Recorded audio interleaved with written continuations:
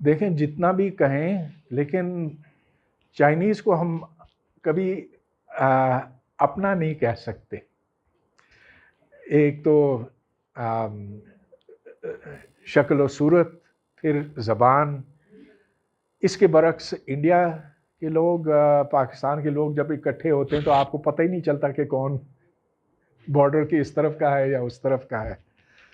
خیر وقت کے ساتھ ہم تھوڑی سی چائنیز سیکھ لیں گے، لیکن چائنیز کلچر اس طرح سے نہیں پھیلے گا جس طرح سے ویسٹرن کلچر پھیلا ہے.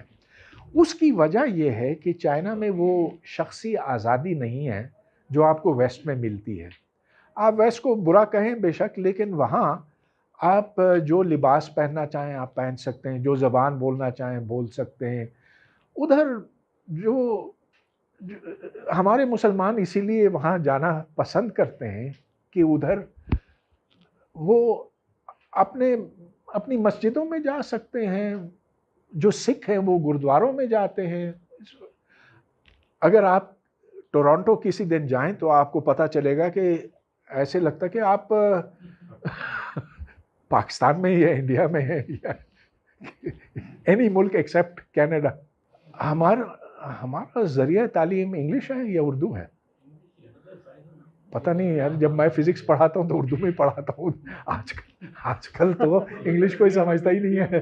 وہ پہلے 50 سال پہلے جب میں پڑھاتا تھا نا قائد اعظم یونیورسٹی 47 سال پہلے، تو اس وقت ہم پر یہ لازم تھا کہ ہم انگریزی میں لیکچر دیں.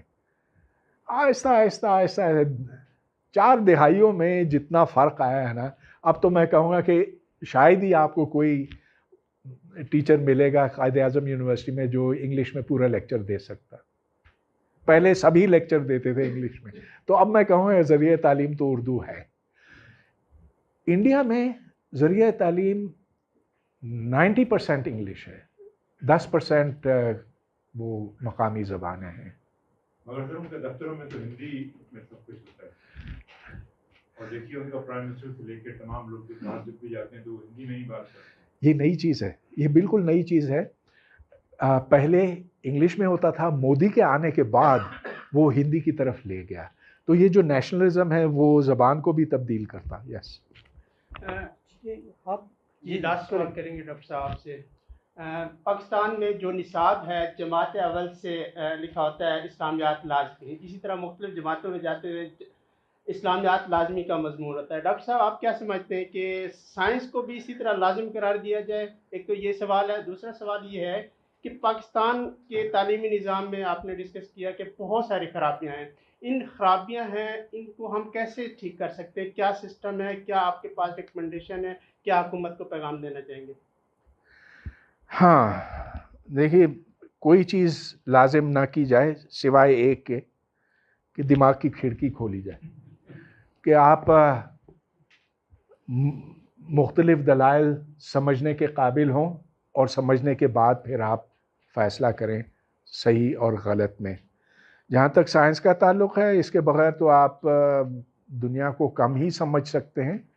آخر جو ہم سورج، چاند، زمین، اس کی گردش کے بارے میں پڑھتے ہیں، یہ ہے نا سائنس. یہ سائنس کا ایک کمال ہے کہ ہم نے یہ جان لیا کہ سورج بیچ میں ہے، زمین اس کے. کیونکہ لگتا تو ایسے کیوں، ہم ہمیشہ یہ دیکھتے ہیں کہ سورج وہاں سے طلوع ہوتا ہے، وہاں غروب ہوتا ہے. کبھی خیال ہی نہیں آ سکتا ایک بچے کو یا کسی کو بھی، جب تک اس کو یہ چیزیں، یہ باتیں بتائی نہ جائیں.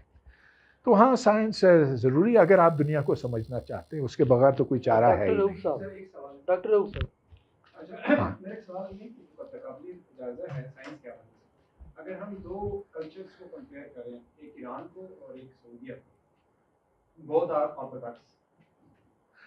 ایران اینڈ انڈیا، سعودیہ، ہاں دو ممالک ہیں، دونوں میں آرتھوڈاکس تھاٹس پریویل کرتے ہیں.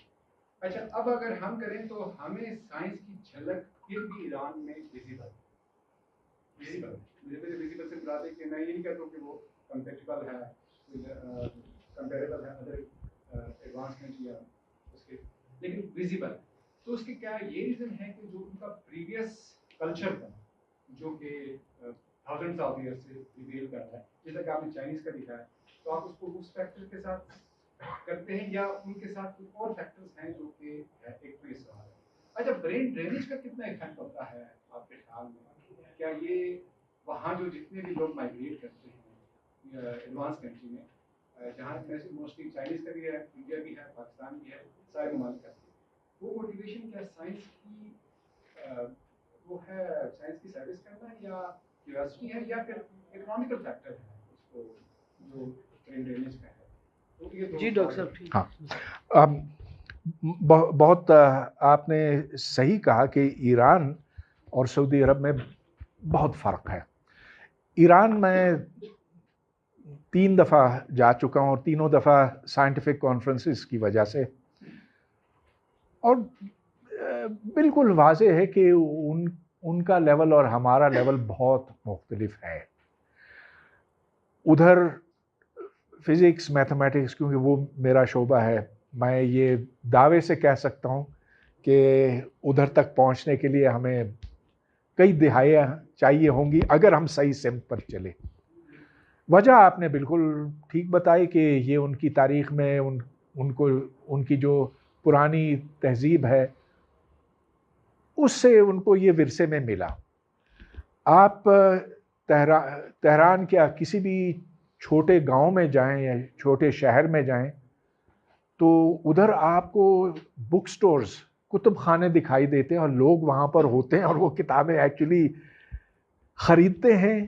آپ جب دیکھتے ہیں جہاز میں یا ٹرین میں یا بس میں تو لوگ کھول کر پڑھ رہے ہوتے ہیں. ایران میں, سعودی عرب میں کبھی گیا نہیں ہوں لیکن سنا ہے کہ ادھر کے حالات یہاں سے بھی ذرا بدتر ہیں. لکھتا پڑھتا کوئی نہیں ہے وہاں پہ. شاید ادھر وقت کے ساتھ تبدیلی آ جائے لیکن جو کلچر ہے, پرانا کلچر ہے, اس سے بہت بڑا فرق پڑتا ہے اور آپ نے صحیح اس کی نشاندہی. لیکن ایک اور بات بھی دیکھیں, جو ایرانی علماء ہیں وہ اس طرح سے کٹر نہیں ہے سائنس کے معاملے میں. دوسرے معاملات میں ہوں گے لیکن سائنس کے معاملے میں تو مثال کے طور پر یہ 84-85 کی بات ہے کہ میں ایران گیا تھا, تہران گیا تھا, اور ایک شہر ہے رشک کے نام سے ادھر سمندر کے ساحل میں. ادھر میں نے دیکھا کہ یہ بک سٹورز ہیں اور پھر کچھ وہاں ہمارے کولیگز ہیں ایرانی, ان کے ساتھ بات ہوئی. میں نے کہا کہ مجھے ادھر اسکول کی کتابیں تو دکھاؤ کہ بچوں کو کیا پڑھایا جاتا ہے. ویسے تو یہ میتھمیٹیکل فزکس ہی تھی لیکن میں نے کہا کہ یہ میں ٹیکسٹ بکس بھی دیکھ لوں. تو ٹیکسٹ بکس پہ ایک نظر ڈالنے سے مجھے وہاں نظریہ ارتقاء دکھائی دیا. میں کہا ہاں یہ کیا, آپ یہاں یہ کفر پڑھاتے ہیں؟ کیا مطلب کفر, یہ اس میں کیا خرابی؟ تو میں نے کہا کہ باقی اسلامی دنیا میں تو نظریہ ارتقاء آپ نہیں پڑھا سکتے, آپ کیسے پڑھاتے ہیں؟ میں نے کہا کہ اس پر ہماری تھوڑی سی بحث ہوئی تھی 2 عالموں کے بیچ میں. ایک نام یاد کرنے کی کوشش کر رہا ہوں, ان کا نام تھا آیت اللہ طباطبائی, اور دوسرے تھے یہ امام خمینی کے وہ سپورٹر تھے. لیکن جب امام خمینی نے یہ کہا کہ کوئی اسلامی ریاضی نہیں ہوتی, کوئی اسلامی سائنس نہیں ہوتی, یہ نظریہ ارتقاء ٹھیک ہے, یہ اسلام کے مطابق ہے, یہ تو جلال الدین رومی نے پہلے سے بیان کر لیا ہوا تھا. اس کے بعد وہ بحث ہی ختم ہو گئی. تو they actually teach Darwinian evolution in Iran, Pakistan میں نہیں. نتیجہ یہ کہ وہاں سٹیم سیل ریسرچ ہوتی ہے, کہیں اور شاید نہ ہوتی ہو, ہم تو اس قابل بھی نہیں ہیں. تو یس. اچھا, دوسرا سوال آپ کا یہ تھا کہ کیا یہ برین ڈرین کو کس نظر سے دیکھا جائے.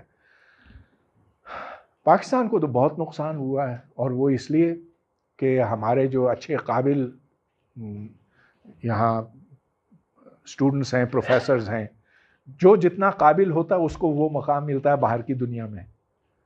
وہ یہاں کے حالات دیکھتا ہے اور کہتا ہے کہ میں یہاں کے کیوں پھنسوں, کیونکہ ادھر جو ہماری یونیورسٹیوں کا سٹرکچر ہے, جو ہمارے انسٹیٹیوشنز کا سٹرکچر ہے, اس میں चापलूसी चलती, उसमें सियासत चलती, उसमें मेरिटोक्रेसी नहीं है, आपको अपनी काबिलियत की बिना पर जांचा नहीं जाता, तो वो ठहर जाते हैं वहाँ पे, नुकसान हमारा।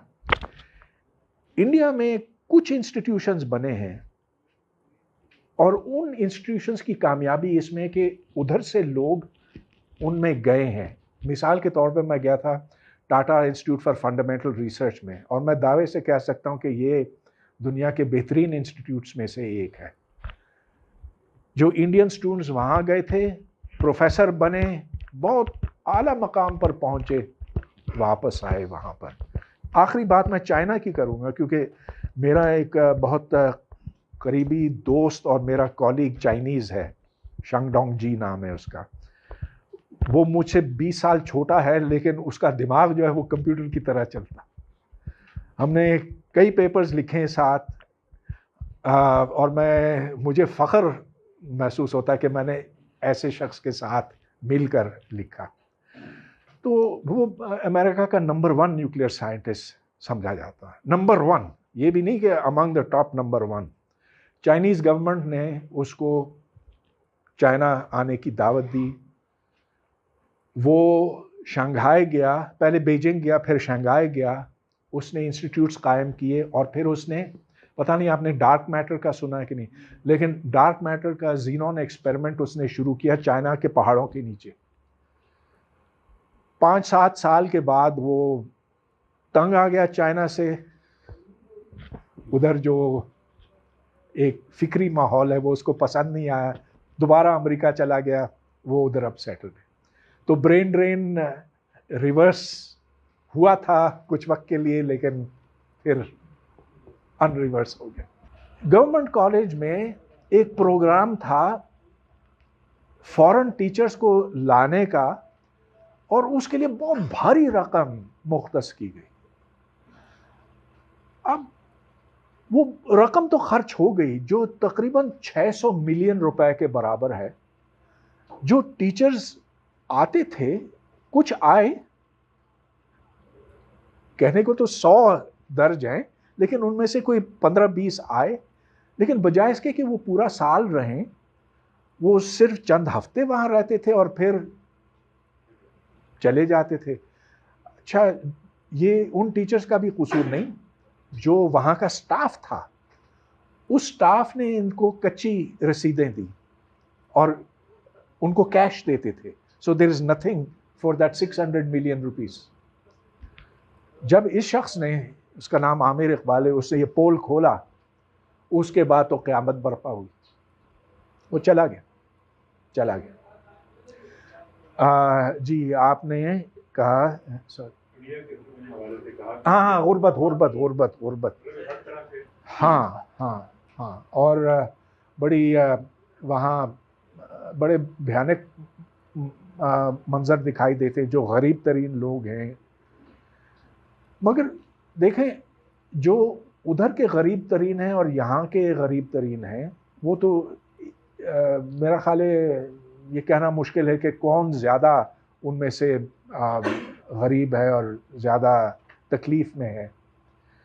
अलबत्ता उधर की मिडिल क्लास बड़ी है, और उधर जो अमीर लोग हैं वो तो खूब अयाशी करते हैं, जैसा कि ये अंबानी, इससे 10 गुना ज़्यादा। उनकी शादियां होती हैं तो पूरे जहाज़ भर के लोग आते हैं, क्या कुछ होता। उनकी जो जीएनपी है वो हमसे कितनी ज़्यादा है, मैंने आपको बताया, वो 9.6 है, हमारा 1 है। ये सब कुछ गुर्बत यूँ दूर नहीं हो सकती जब तक कि कोई तहरीक ना हो, इंसाफ की, जो इंसाफ का तकाजा करे। तो मोबिलाइजेशन, लोगों को मोबिलाइज करना बड़ा ज़रूरी है। मोदी ने इस सब कुछ को दबा दिया है, ये हिंदू मत का नारा दे के। तो मज़हब को जब लोग इस्तेमाल करते हैं, खा इधर या उधर, उसका नतीजा ये है कि ऊंच नीच में फ़र्क बढ़ जाता है।